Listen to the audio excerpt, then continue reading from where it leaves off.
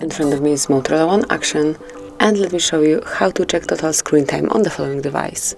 So at first you have to open list of all apps, go to the settings then, now locate and open digital well-being and parental controls, and here you will be able to see the detailed information.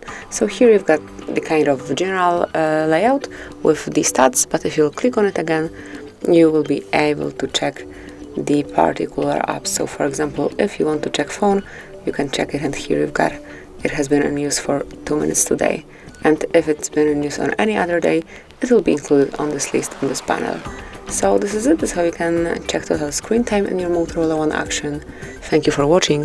Please subscribe our channel and leave the thumbs up.